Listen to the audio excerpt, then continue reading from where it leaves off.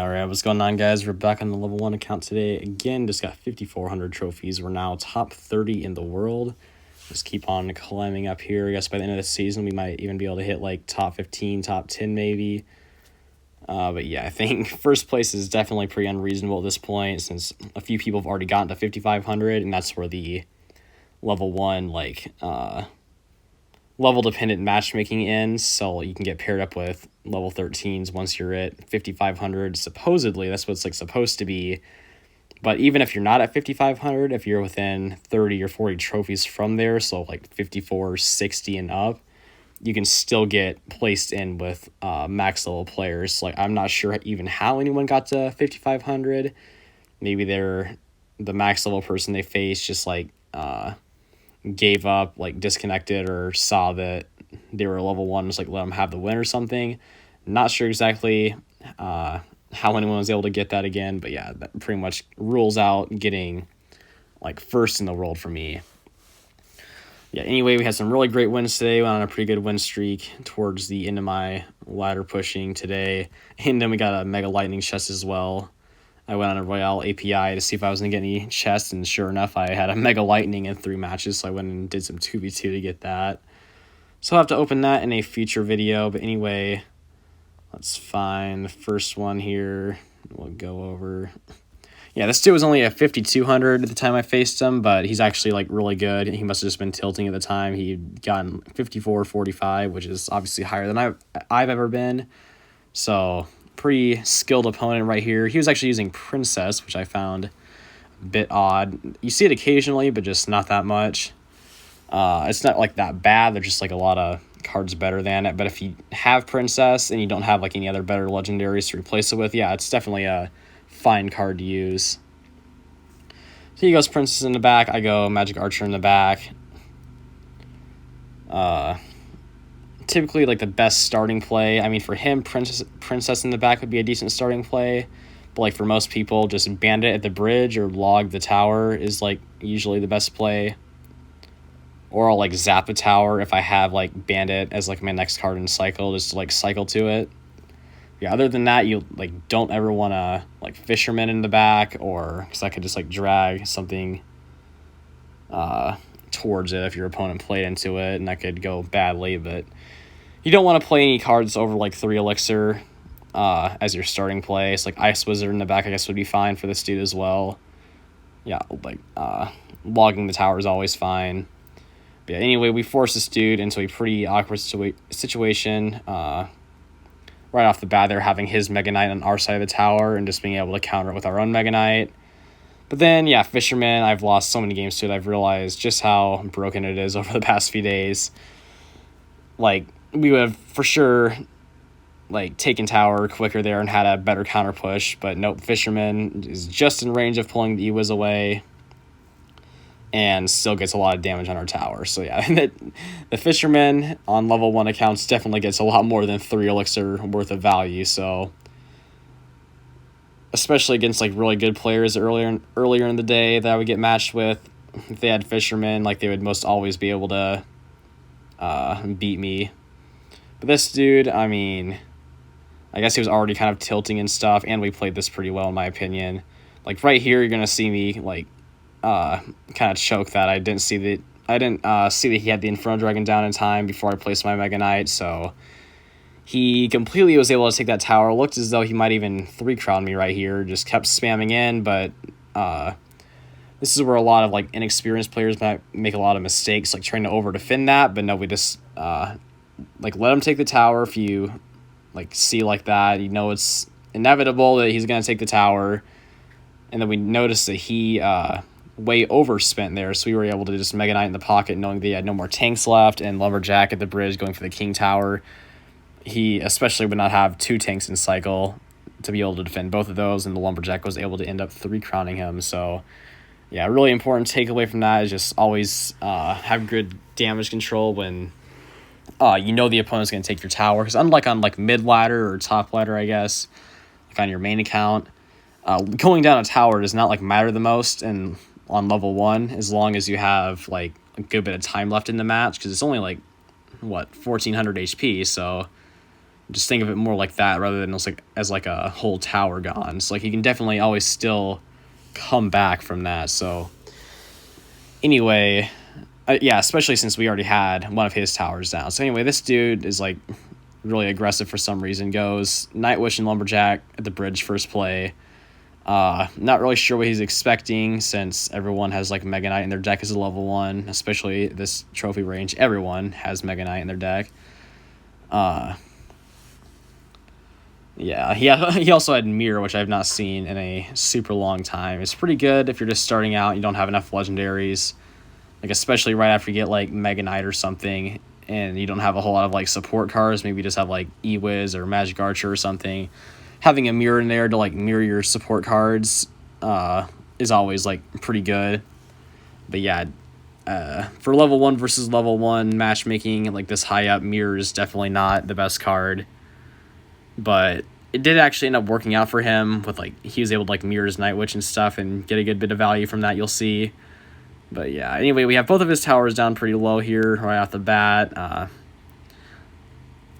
He's just going to defend my Lumberjack with his Nightwitch right there. And yeah, once again, I always mention that make sure if you don't have Nightwitch in your deck and you have Magic Archer, always make sure to save your Magic Archer for the opponent's Nightwitch. It's like basically a complete counter to it.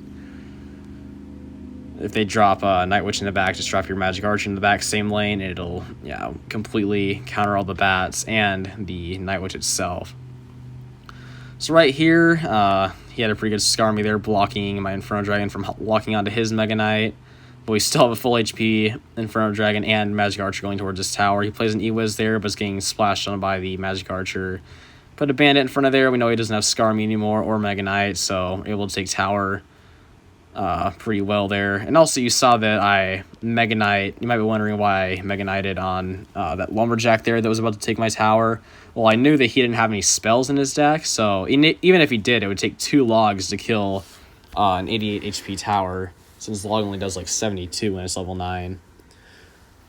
So yeah, it was worth it in my opinion right there to save the tower. Might have been a bit over aggressive, but obviously it worked out since he was also being really overly aggressive.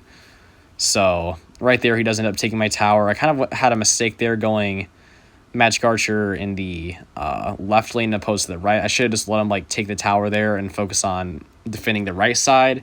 But instead, I put Magic Archer in the left lane. He's able to build up a pretty good push in the right lane there. But thankfully, we were able to defend that pretty well. Play some really good defense right there. And now we have his tower down at 528 HP. We knew that he was probably going to come back here since like his Nightwitch was providing a lot of value in double elixir time and him mirroring it and all that. So we went in pretty aggressive there with the Bandit in the pocket. That probably could have ended up pretty badly, to be honest. But yeah, that did work out in our favor right there. So we took home the win on that one. We got 37 trophies from it because that dude was really, really high in trophies compared to us at the time we were playing that. So now facing our third opponent here, he actually had Royal Ghost in his deck. I mean, Royal Ghost is definitely a pretty like annoying card to face as a level 1, but yeah, as long as you have like Lumberjack, you should be pretty much fine against it. But yeah, if you don't have Lumberjack, or I can't think of any other cards, pretty much if you don't have like Lumberjack, you're kind of screwed against Royal Ghost. It can be really annoying. Because I only got Lumberjack within like a few weeks ago, and I know for a fact before that, Royal Ghost was one of the most annoying cards to face, 100%. So yeah, thankfully that wouldn't work out for him in this match. But he also had the Fisherman, so he would have I'd say a better like matchup compared to us here. Because like the Royal Ghost, even though I do have Lumberjack now, it's still like a pretty annoying card to have to deal with. So we always had to make sure to save our Lumberjack for that. And then while doing that, we don't get to use our Lumberjack on cards that we normally would. So yeah, I would say this dude actually did have the matchup because of all that. But yeah, as you can see, we were able to outplay him a bit there and get the tower down to about 900 HP. He hasn't touched ours yet. Just go with a Zap cycle there so we can have our Magic Archer in the back. He plays Night Witch in the back. No matter what, always keep your Magic Archer in cycle so you can play it in the back same lane like that. Because now, even if he gets like a support card in front, then you'll also want to support your Magic Archer. Like if you played like a Mega Knight in front of that, then you also want to play your Mega Knight in front as well. Keep your Magic Archer alive, kind of like how like when you're playing Logbait, you always want to like protect the princess. You want to try your best to protect the Magic Archer as a level 1. So he's going to go Lumberjack against my Bandit right there. We're going to mirror Lumberjack into it right there. And yeah, as you can see, once we don't have Lumberjack in cycle, which we pretty much had to use there, we have to overcommit to kill the Royal Ghost. So then he also has E-Wiz right there. We knew he was going to drop that, so I was ready for it with a Magic Archer to snipe it right there and log it as well to kill it faster, so the Inferno Dragon could still end up killing the Fisherman and Mega Knight. Our Magic Archer does get a couple bits of chip damage there against the tower. He plays Lumberjack last second there, very last second, to prevent my Bandit from hitting his tower there, which is already below half HP. Set up with a pretty good defense right here. Against the Night Witch, we got the Night Witch. The Magic Archer started hitting it a bit too late, so it's still got a bit of damage on our tower. Right here, we're just going in. We have the Inferno Dragon and Mega Knight down, so we figured that he didn't have a whole lot to counter that, considering his E-Wiz was out of cycle. Yeah, and right here, I was actually not looking the best, considering he was like defending our stuff pretty well and ending up with an elixir advantage most of the time.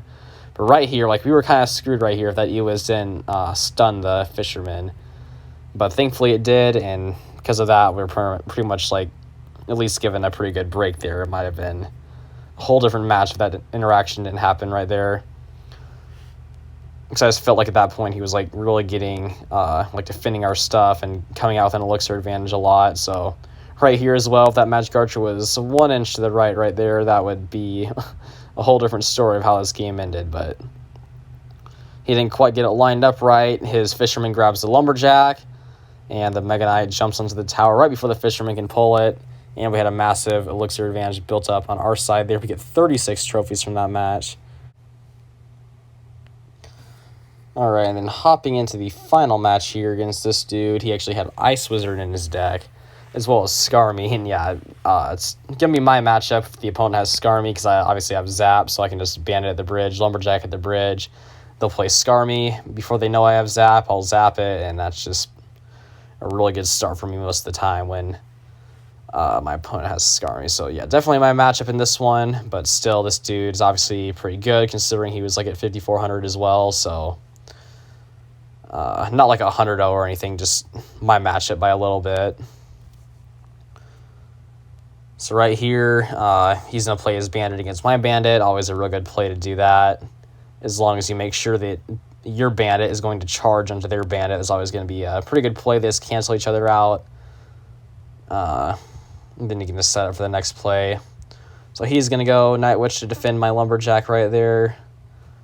We're just going to E-Wiz in the back, try to clean up the Night Witch as it comes over. Because we didn't have I don't think we had our Magic Archer in cycle then. Otherwise, we would have used that. Yeah, right here we see he goes Ice Wizard into our E-Wiz, and that's just not going to be the best move. We're going to be able to keep our E-Wiz and Magic Archer both alive there. He has his only E-Wizard going into it. But yeah, right here, I would have actually retargeted the Bandit onto my Bandit, but wasn't going to take any chances there, so I zapped the Bandit to retarget it to make sure. But luckily, we still were not at that big of an elixir disadvantage, especially since he logged there at the end. So he's going to go Night Witch in the back. And since we don't have Magic Archer in cycle, the second best alternative to Magic Archer is E-Wiz in the back, same lane to counter Night Witch. So he's just going to let that go. He's not going to do anything to support it. Smart move by him. Going like a Mega Knight there would definitely be way over aggressive, considering that I am not at an elixir disadvantage to him. So we're just going to go with the Magic Archer right there. We're going to log the Ice Wizard as well, just to kill it sooner. He's going to play his Bandit into my Bandit there, cancel each other out. He's got Night Witch coming in, as well as an Inferno Dragon in the back. Around this point in the game, you're just pretty much like cycling all your support cards, just kind of seeing who's going to drop the Mega Knight first, and there he goes. He's going to drop the Mega Knight first. We're going to see that, as well as all the other spam he played there. We know he has Skarmy still in cycle. He uses that. There's the Zap. We got our Magic Archer lined up on his tower, and right there, it is not looking too good for him. We got our Mega Knight in cycle. Well, we didn't have enough Elixir for it there, so we had to play a Bandit on it, so that was not ideal for us really right there, actually, but we are still going to have a Lumberjack coming in. He's going to play his Night Witch not quite in front, so we're going to take the tower there. 5 seconds left, he can't do anything, and that is going to be our win right there. Yeah, once again, this slight matchup advantage to us for him having the Skarmy and us having Zap, but other than that, pretty even match right there.